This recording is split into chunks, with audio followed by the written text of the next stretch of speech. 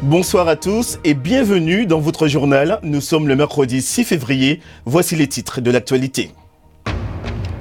Abdoulaye Wade a lâché une bombe médiatique contre le pouvoir de Macky Sall.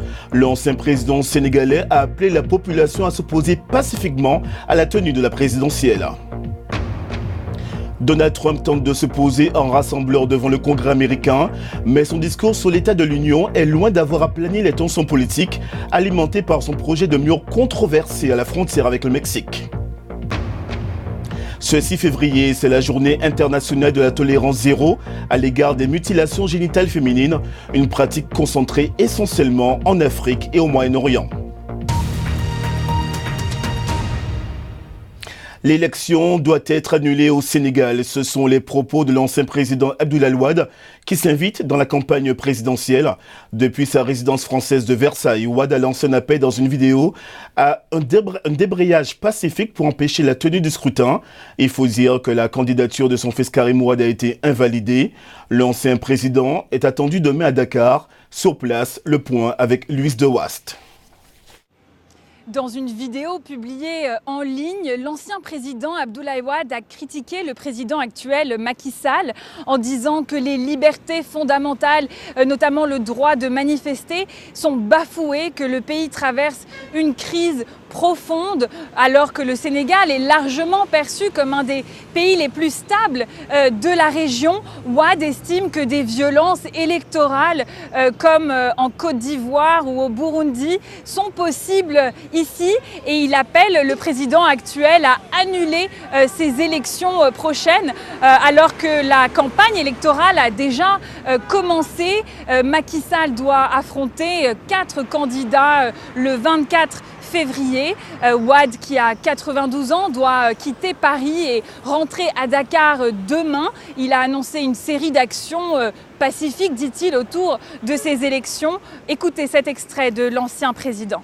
L'élection programmée par M. Macky Sall est déjà verrouillée depuis l'élimination par Macky Sall des 2 candidats qui pouvaient lui porter ombrage, à savoir Karim Wade et Khalifa Sall. Nous avons décidé de nous opposer à la tenue d'une élection qui est entièrement fabriquée dans le seul but de réélire le candidat sortant, en l'espèce, M. Macky Sall. Une réaction, celle du ministre sénégalais de l'Intérieur. Il assure que le premier tour de l'élection aura bien lieu le 24 février, malgré l'appel de l'ex-président Abdoulaye Wade. Non, bon, j'ai entendu le président Wade, que nous respectons tous pour tout ce qu'il a fait dans ce pays, mais je pense que c'est des positions simplement d'hommes politiques qu'il exprime, mais le scrutin, Inch'Allah, aura lieu. Mais il sera là le 7 du plaît. On va l'accueillir à bras ouverts. Ce pays également, Wade a fait beaucoup de choses pour ce pays. C'est un ancien président, il mérite tous les égards. De son côté, le président de la RDC poursuit sa première tournée africaine. Étienne Tshisekedi s'est rendu aujourd'hui au Kenya, où il a été reçu par son homologue Uhuru Kenyatta, le seul chef d'État qui avait assisté à son investiture. Hier en Angola, Étienne Tshisekedi a défendu la légalité de sa victoire contestée. Il a soutenu avoir préparé sa victoire de longue date. Nous avions notre centrale électorale qui avait recueilli des données. Et ces données, nous sommes même allés les comparer avec la Senco qui prétendait avoir ces chiffres pour démontrer que nous avions travaillé sur la préparation de notre victoire. Donc nous parlons bien du nouveau président de la RDC, Félix Tshisekedi. Et un mot pour vous signaler que l'ancien président ivoirien Laurent Gbagbo est désormais en liberté conditionnelle en Belgique. Parmi les conditions arrêtées par la CPI figure l'obligation pour Gbagbo de résider dans un État membre de la CPI en attendant un éventuel procès en appel. Autrement dit, Laurent Gbagbo n'est pas autorisé à quitter son lieu de résidence sans obtenir l'autorisation préalable de la CPI et des autorités belges. Direction les États-Unis. Dans son deuxième discours sur l'état de l'Union, hier, le président Donald Trump a appelé les démocrates au compromis. Tout au long de son discours, il a égrené des thèmes rassembleurs comme la réforme des infrastructures ou encore la baisse du prix des soins et des médicaments. Il a toutefois répété sa détermination à construire un mur anti-immigration. Pierre-Antoine Denis. C'était un discours à la nation très attendu. Ces dernières semaines étant marquées par le plus long shutdown du gouvernement, symbole de la division avec l'opposition. Donald Trump commence même par en appeler à l'unité. Nous devons rejeter la politique de vengeance, de résistance et de châtiment et embrasser le potentiel illimité de la coopération, du compromis et du bien commun. Mais après 2 ans, au cours desquels certains critiques ont qualifié M. Trump de président le plus controversé que les États-Unis n'ont jamais connu, de nombreux démocrates ont tout mis en place pour montrer leur désaccord.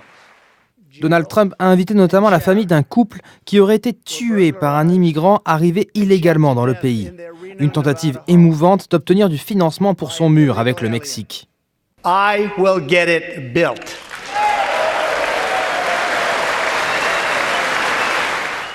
Il s'agissait d'un discours dans lequel les États-Unis passaient en premier. Mais Donald Trump a fait une annonce internationale importante, en donnant les détails d'un deuxième sommet avec le dirigeant nord-coréen. Kim Jong-un et moi, nous nous rencontrerons de nouveau les 27 et 28 février au Vietnam. Dans leur réponse, les démocrates ont été très violents envers le shutdown imposé par le président. Faire de la vie de nos travailleurs fédéraux un pion pour des gains politiques est une honte. La fermeture a été un coup monté par le président des États-Unis.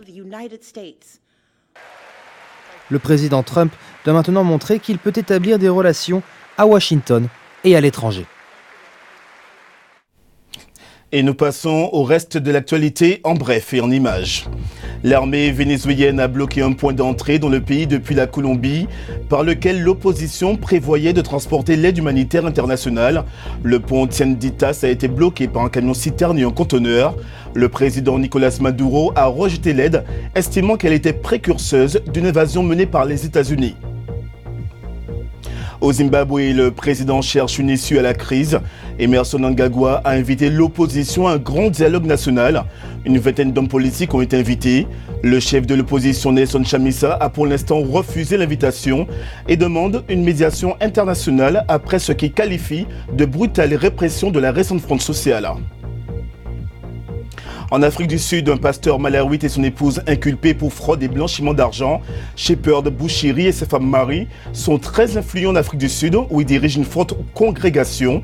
Le couple qui dispose d'un jet privé devrait comparaître au tribunal en mai prochain. L'acteur Liam Neeson se défend d'être raciste. Il avait avoué dans une interview avoir un jour voulu tuer un noir au hasard après le viol d'une de ses amies. Ses propos ont suscité de nombreuses condamnations. Le tapis rouge à New York pour la première de son nouveau film a été annulé. En cette journée de la lutte contre les mutilations génitales féminines, le grand angle de cette édition nous emmène en Ouganda. La pratique est interdite par la loi, mais persiste dans l'est du pays. Certaines femmes la revendiquent même. Le récit de Claire Onemendi. Cette vidéo amateur, tournée le 16 janvier, montre des filles et des femmes subissant une mutilation génitale féminine publique. L'excision est considérée comme un droit de passage dans la communauté sabini. Sylvia Yeko, 26 ans, était l'une des 7 circoncises ce jour-là. Pendant cette journée, je me sentais si fière. J'étais si excitée. L'excision est interdite. Elle risque jusqu'à 5 ans de prison. Mais elle affirme que sa décision n'était pas seulement culturelle. Elle voulait aussi protester et montrer sa colère contre les promesses non tenues du gouvernement. Sylvia tient à nous montrer une école secondaire pour filles construite suite à une promesse présidentielle. Il s'agissait d'éduquer les filles et d'aider à mettre fin au MGF. Elle précise que même si l'école devait être gratuite, les frais de scolarité allaient jusqu'à $90 par trimestre. Une somme souvent inabordable pour les gens de sa communauté. Quand elles viendront à l'école, elles seront renvoyées à la maison pour chercher les frais de scolarité. À la maison, le père dira qu'il n'a pas d'argent pour payer la scolarité d'une fille. En Ouganda, les MGF sont pratiqués principalement dans les régions de Sebei et Karamoja.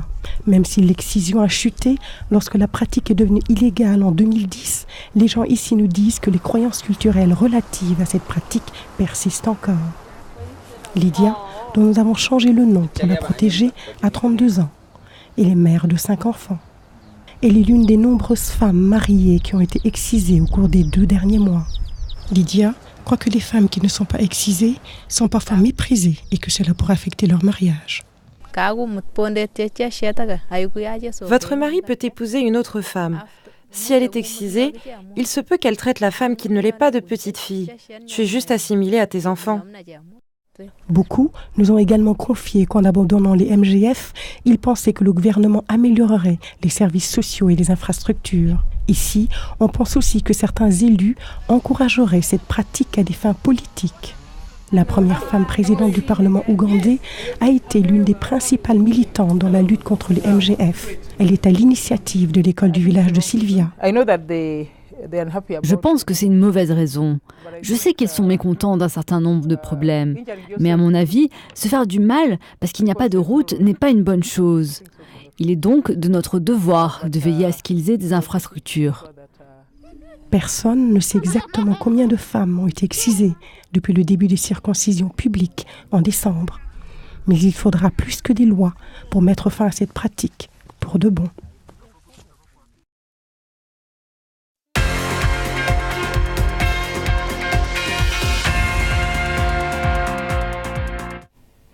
Le sport avec vous, Emmanuel Coste, et d'abord la CAN de football des moins de 20 ans au Niger.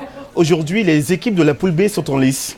Tout à fait, Nicolas. Et à la mi-temps, dans le groupe B, à la mi-temps du match Ghana-Sénégal, le Sénégal mène 2-0. Et si le score en restait là, eh bien, les Sénégalais seraient en tête de la poule avec 6 points au compteur. Devant le Ghana, 3. Et le Mali, 3 points également, puisque cet après-midi, toujours dans ce groupe B, le Mali a battu le Burkina Faso 1-0. Donc 2-0 pour le Sénégal à la mi-temps de son match contre le Ghana. C'est la deuxième série de matchs dans cette poule B de cette 21e édition de la CAN des moins de 20 ans. Je vous rappelle que dans le groupe A, par ailleurs, le Nigeria est en tête de cette poule avec 4 points devant l'Afrique du Sud et le Niger 2. Et le Burundi ferme la marche, Nicolas, avec un seul point au compteur. Et Emmanuel, en Europe, l'actualité du foot est dominée ce soir par une demi-finale aller de la Coupe d'Espagne et un autre classico. Ah oui, on se pourlèche les babines à l'avance, bien sûr. Il y aura au moins 4 classicos cette saison entre le FC Barcelone et le Real Madrid. 2 matchs en championnat, bien sûr, comme c'est la coutume. Et puis, donc, ces 2 demi-finales, aller et retour. Et ce soir, eh bien, à partir de 20h GMT, c'est au Camp Nou. Le FC Barcelone reçoit donc son prestigieux rival. Alors, Lionel Messi, nous a-t-on dit, est incertain, toujours, à l'heure où je vous parle, du côté du Barça. Alors que du côté du Real, il y a un homme qui est très en forme, Karim Benzema, l'ancien international, l'attaquant français, 18 buts en 35 matchs cette saison. En fait, c'est sa période la plus faste depuis qu'il est arrivé au club madrilène il y a déjà 10 ans de cela. Classico donc, Barça-Real ce soir 20h GMT. Et puis en Angleterre, un match avancé de la 27e journée de championnat. Manchester City, le second, va aller défier Everton sur son terrain de Goodison Park en cas de victoire. Les Citizens de Pep Guardiola passeront provisoirement en tête au classement, devançant Liverpool à la différence de but. Et pour terminer la NBA, pour le moment, on va parler en tout cas d'une mauvaise performance d'un grand joueur. Et oui, ça arrive parfois. LeBron James, qui a perdu avec les Lakers par 42 points d'écart sur le parquet d'Indiana, Nicolas. Merci Emmanuel Coste, on vous retrouve demain. Que diriez-vous de partir avec moi en Estonie pour prendre part à un marathon des saunas? Cela se passe à Otepää. Les coureurs du monde entier se sont regroupés en 4 équipes pour courir d'un sauna à l'autre. Ils ont bravé les températures glaciales à l'extérieur et ont dû rester dans chaque sauna pendant au moins 3 minutes. C'était le journal de la rédaction. Merci pour votre fidélité et merci à vous qui nous regardez depuis la RDC sur Ontachi TV. Bonne soirée à tous et à demain pour un nouveau journal sur BBC Afrique.